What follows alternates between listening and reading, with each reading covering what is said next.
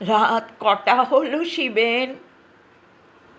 বঙ্কিম কথাটা প্রশ্নটা করলো বটে শিবেনকে, কিন্তু মনে হলো যেন তার গলা দিয়ে স্বাভাবিক স্বরটা বেরোলো না।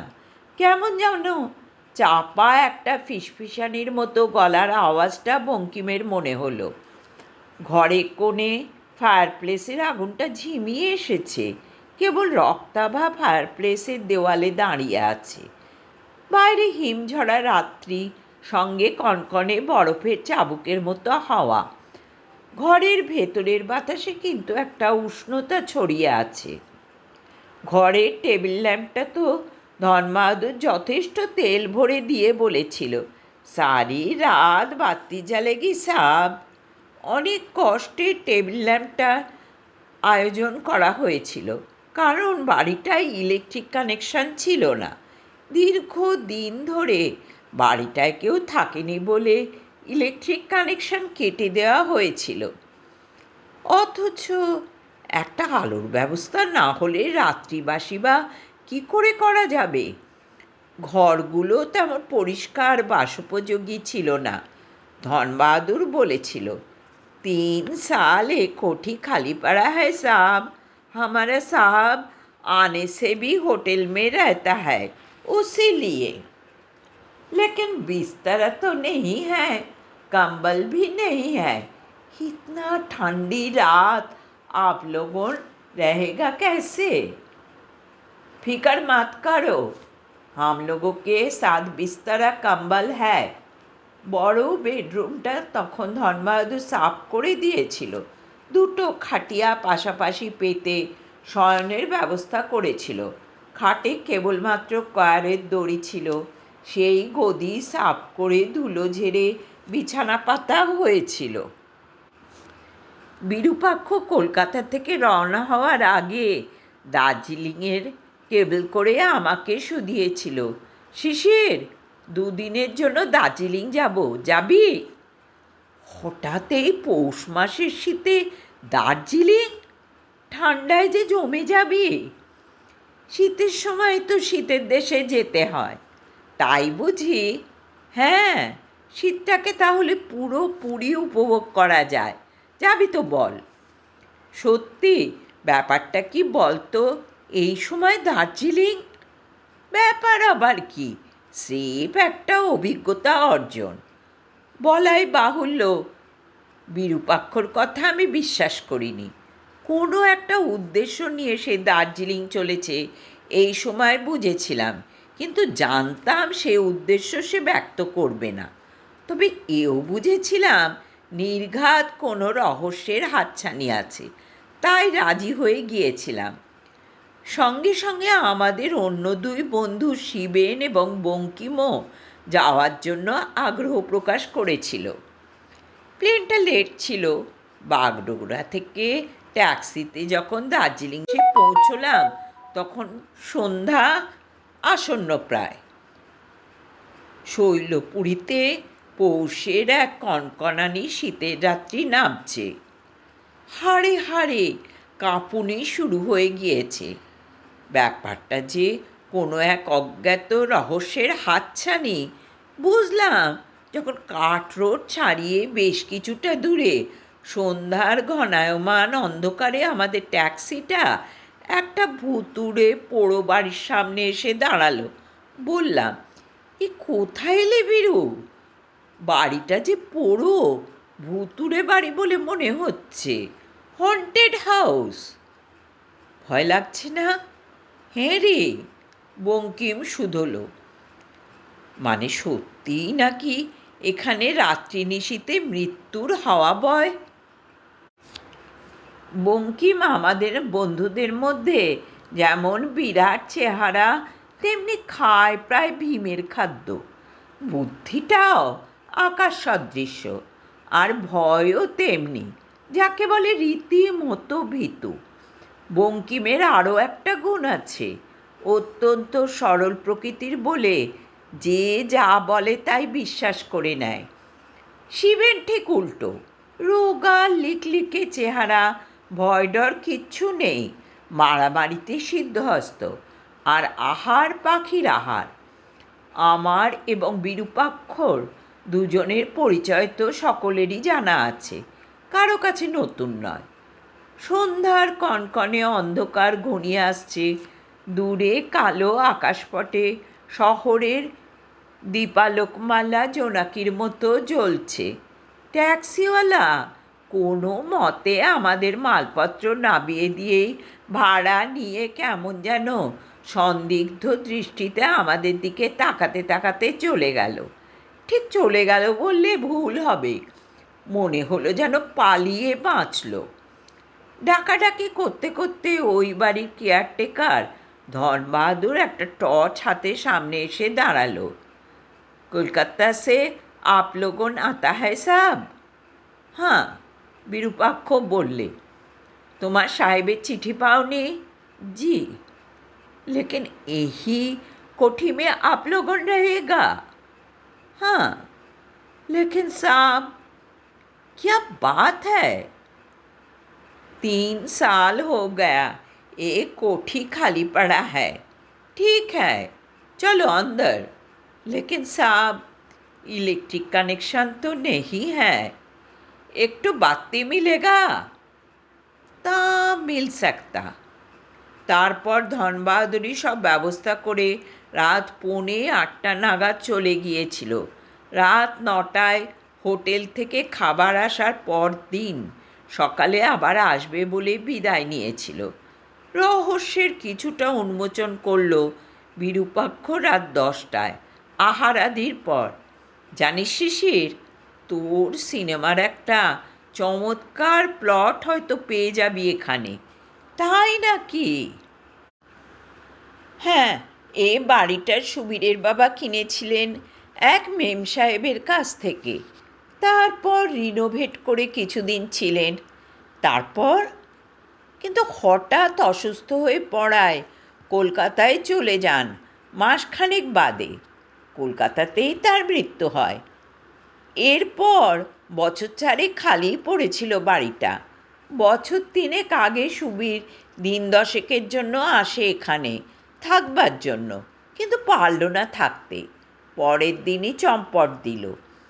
তারপর থেকে বাড়ি খালি পড়ে আছে। মধ্যে মধ্যে সুবীরের 2-1 বন্ধু এসেছে, কিন্তু এক রাত্রির বেশি কেউ কাটাতে পারেনি। কেন? ওই যে বললাম, এখানে মৃত্যুর হাওয়া।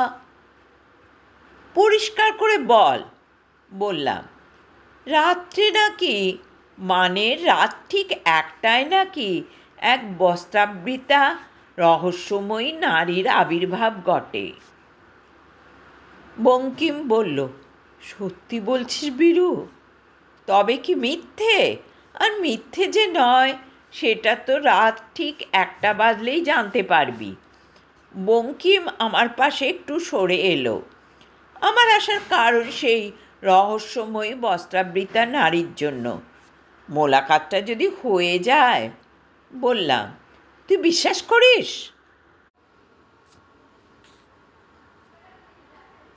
কেন করব না? তোর মতো নাস্তিক তো আমি নই। বিরূপাক্ষ বলল। রাত কটা হলো শিবেন? আবার বঙ্কিমের কাঁপা কাঁপা প্রায় বুঝে আসা গলার স্বর। আশ্চর্য, ঘরের আলোটা যেন নিভে আসছে ধীরে ধীরে। অথচ ধনবাহাদুর তো বলেছিল বাতিতে তেল ভর্তি সারা রাত জ্বলবে। শিবেন তার রেডিয়াম দেয়া হাতঘড়ির ডায়ালের দিকে চেয়ে বলল, 1টা বাজতে আর ঠিক 10 মিনিট আছে। মাত্র 10 মিনিট? বঙ্কিমের গলার স্বরটা যেন প্রায় বুঝেই আসে। বিরূপাক্ষের গলা শোনা গেল, শিশির, এবার তাহলে সেই রহস্যময়ী জাগছেন। জানলা দরজা সব বন্ধ থাকা সত্ত্বেও যেন একটা প্রচণ্ড শৈত্য অনুভব করছিলাম আমরা। বাতিটা যে নিভে যাচ্ছে শিশির। বঙ্কিম আবার বললে। বিরূপাক্ষ বললে, বাতি তো একদিন একসময় নিভবে, নেবার জন্যেই তো জ্বালা। বঙ্কিমের গলা আবার শোনা গেল, দরজা জানলা ভালো করে বন্ধ হয়েছিল তো শিশির? আমি মৃদু হেসে বললাম, সব তো তুই নিজের হাতেই বন্ধ করেছিস ধনবাহাদুর চলে যাওয়ার পর। হ্যাঁ, তা তো করেছিলাম, তবে যদি না বন্ধ হয়ে থাকে ঠিক ঠিক। বঙ্কিমের কথা শেষ হলো না, সহসা দড়াম করে যেন একটা দমকা হাওয়ার ঝাপটায় ঘরের দরজাটা খুলে গেল।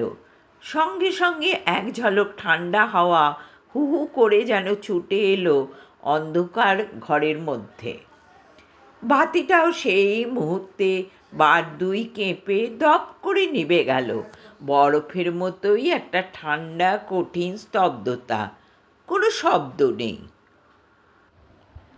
আবছা আবছা অন্ধকারে কেবল দেখতে পাচ্ছি একটু আগে খুলে যাওয়া দরজার পাল্লা দুটো ক্যাঁচ ক্যাঁচ শব্দ তুলে এদিক ওদিক করছে। স্তব্ধতা ভঙ্গ হলো বিরূপাক্ষের কণ্ঠস্বরে, যেই এসে থাকুন, ঘরে আসুন। বিরূপাক্ষ পুনরাবৃত্তি করল তার কথাটায়। দরজাটা তেমনি ক্যাঁচ ক্যাঁচ শব্দ তুলে এদিক ওদিক করছে। বিরূপাক্ষ উঠে দরজাটা বন্ধ করে দিল, আবার ফিরে এসে বসল।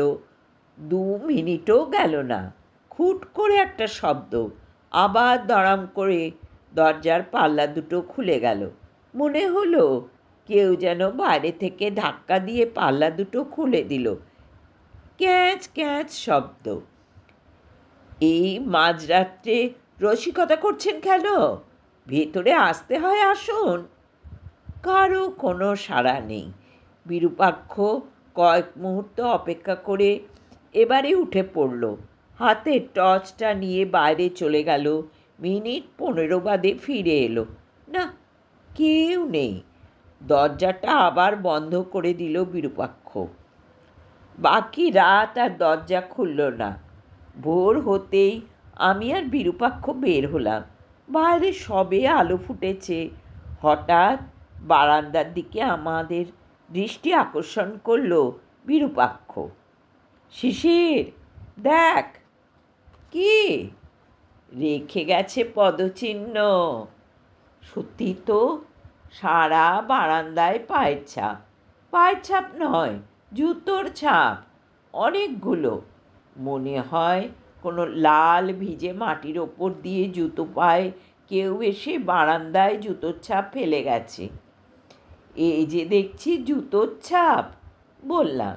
হ্যাঁ, তাহলে কাল রাত্রে কেউ এসেছিল, কারণ এরকম জুতোর ছাপ পড়েছে। আমাদের কারো পায়ে ওই ধরনের জুতো নেই। অর্থাৎ? কি অর্থাৎ? প্রশ্ন করলাম। কোনো অশরীরই নয়, রীতিমতো শরীরই, বিরূপাক্ষ বলল। সারাটা দুপুর বিরূপাক্ষ বাড়িটার আশেপাশে ঘুরেই বেড়ালো। বঙ্কিম ভোর হতেই চলে গেছে হোটেলে। আমরা 3জন আছি। ধনবাহাদুরকে দিয়ে নিজে সামনে বসে বাতিতে তেল ভরালো। কিন্তু রাত ঠিক 1টায় আগের রাত্রের মতোই দড়াম করে দরজাটা খুলে গেল। সঙ্গে সঙ্গে হু হু করে বয়ে এলো ঠান্ডা হাওয়ার ঝাপটা।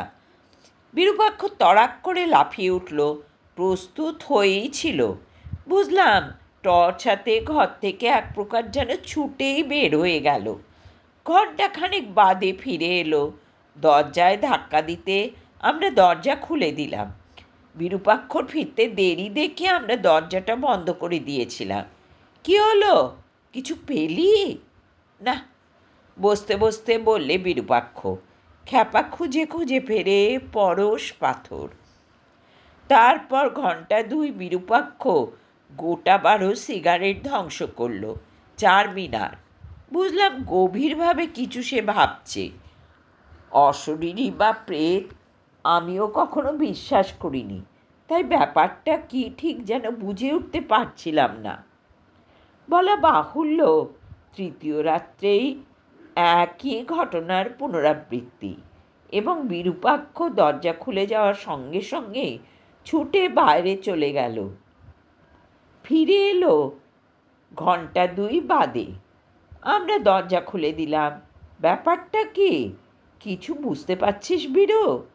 আমি দুপুরে একসময় শুধোই, একেবারে যে বুঝিনি তা নয়, তবে তবে পরিষ্কার হয়েও যেন একটা জায়গায় এসে পরিষ্কার হচ্ছে না। চল শিশির, বাড়ির পেছনের বাগানটা দেখা হয়নি, একবার ঘুরে আসি। দুজনে বের হয়ে পড়লাম। শিবেন ঘুমোচ্ছিল।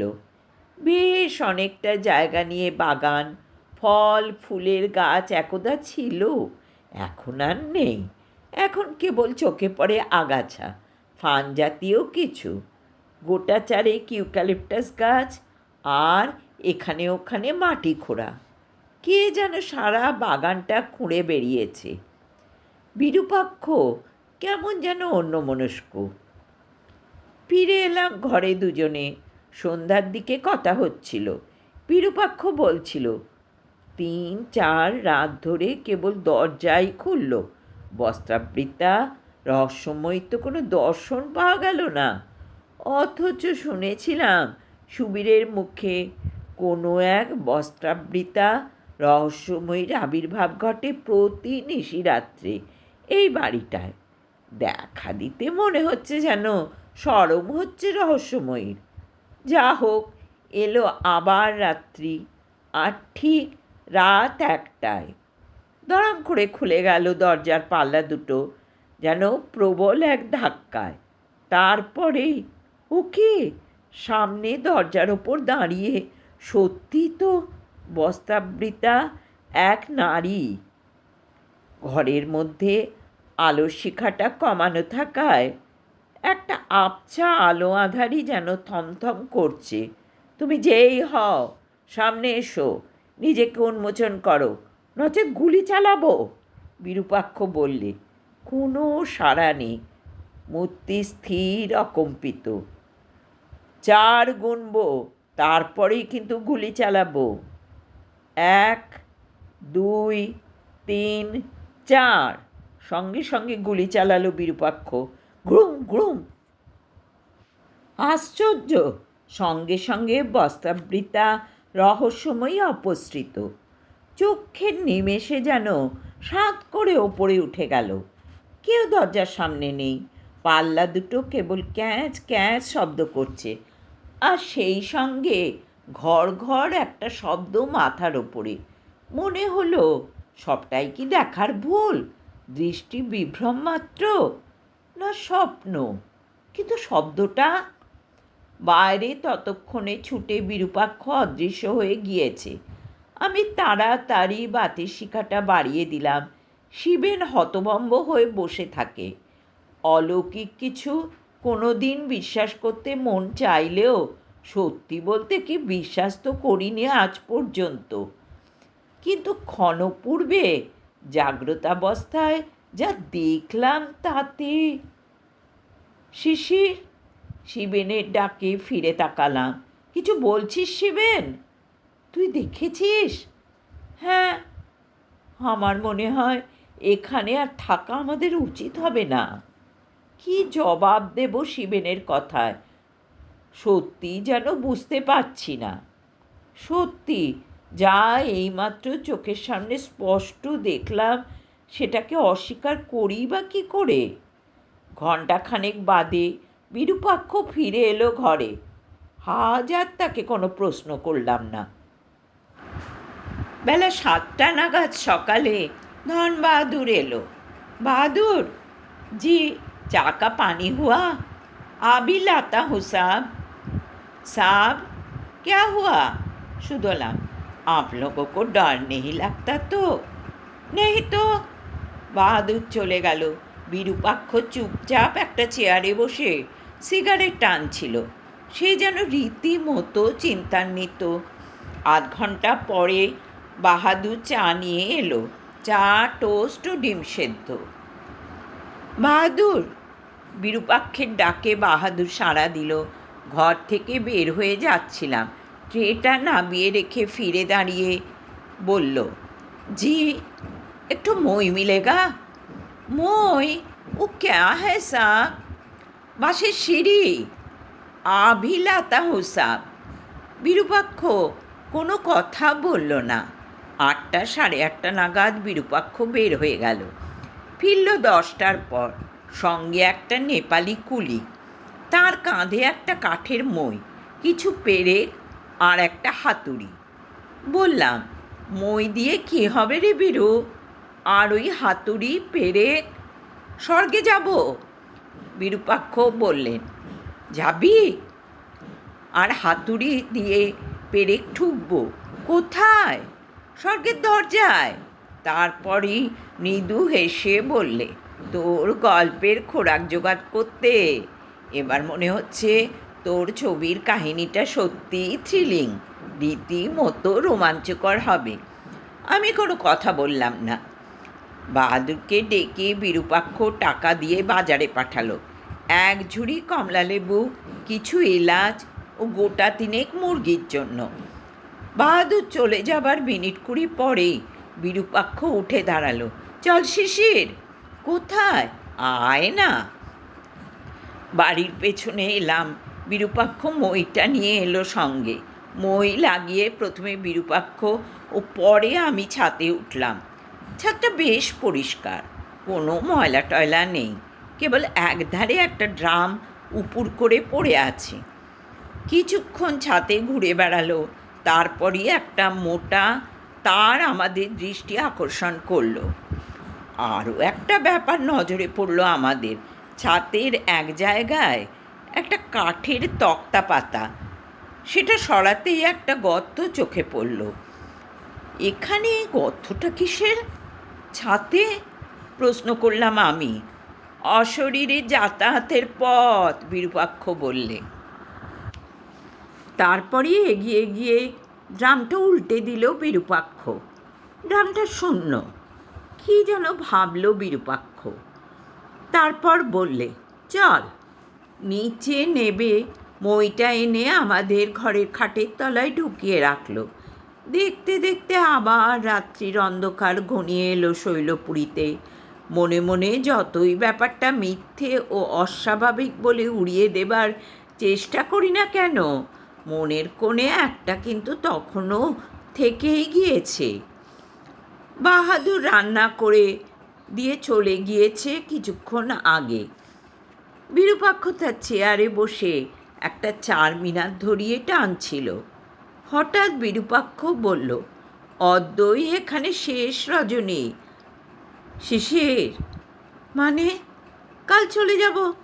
চলে যাবি? হ্যাঁ। বাইরের দরজায় নক পড়ল। বিরূপাক্ষ বললে, সুবীর এলো বোধহয়, দরজাটা খুলে দে শিশির। সত্যি সুবীর হাজরা, বিরূপাক্ষর বন্ধু, যার ওই ভুতুড়ে বাড়ি। হঠাৎ কি ব্যাপার রে? জরুরি ট্রাঙ্কল করে নিয়ে এলি? সুবীর বসতে বসতে বললে। বস সুবীর। সুবীর বসল। তোর বাবা বিশ্বম্বর হাজরার কোনো গুপ্তধন এখানে লুকোনো ছিল? সত্যি বলছিস? হ্যাঁ। আর তার মৃত্যুটাও স্বাভাবিক নয় বলেই মনে হয়। তবে কি তবে? হয়তো তিনি এ বাড়িরই কোথাও সেসব লুকিয়ে রেখেছিলেন, কিন্তু সেসব তুই পাবি কি না জানি না। সত্যি তোর বাবার সেরকম কিছু ছিল নাকি আমার যেন ধারণা, তা জানি না ভাই। তবে কি? বাবা স্মাগলিং করতেন। কথাটা বলতে বলতে সুবীর হাজরা মাথা নিচু করল। স্মাগলিং? হ্যাঁ, তার মৃত্যুর পর জানতে পারি। কেমন করে? মার মুখ থেকে। হুঁ, তাহলে তো 2 2 4 মিলেই যাচ্ছে। স্মাগলিং ও অশরীরী, বিরূপাক্ষ বললে। বাইরে বেশ রাত্রি তখন ঘনিয়ে এসছে, ঠান্ডায় হিমশীতল রাত্রি। বিরূপাক্ষ আর কিন্তু কিছু বলল না, সিগারেট টানতে লাগলো। কটুগন্ধি চারমিনার।